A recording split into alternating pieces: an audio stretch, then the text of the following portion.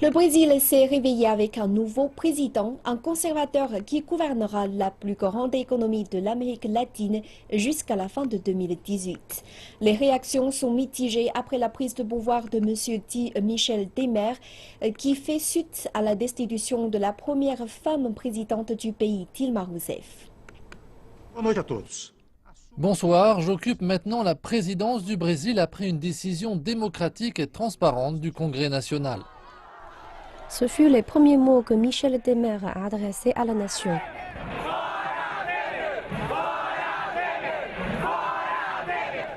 Les manifestants sont descendus dans les rues du pays. À São Paulo, les militants ont bloqué des routes principales et se sont affrontés à la police.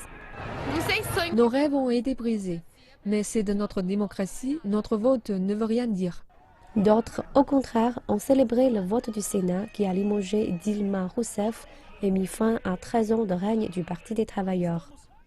Nous sommes très heureux parce que c'est le début de la fin d'une époque, une ère de corruption et de manque de contrôle. Michel Temer a prêté serment malgré son implication dans un scandale massif de corruption en lien avec la compagnie pétrolière d'État Petrobras. Dilma Rousseff, qui a présidé Petrobras entre 2003 et 2010, a, elle, été lavée de tout soupçon. Mais le Sénat l'a destituée pour avoir enfreint les lois budgétaires, une action que l'intéressé assimile à un coup d'État législatif.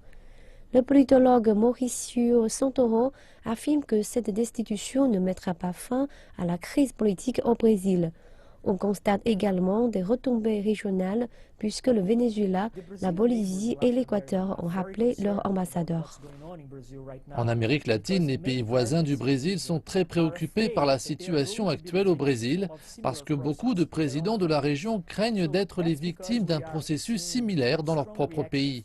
Voilà pourquoi nous assistons à une forte réaction de l'Équateur, de la Bolivie, du Venezuela et même de Cuba. Michel Temer passe donc son premier jour en tant que président du Brésil au sommet du G20 en Chine. Il s'agira d'un test, estiment les analystes, pour le nouveau dirigeant et ami du monde des affaires. Il devra sécuriser davantage d'investissements étrangers au Brésil.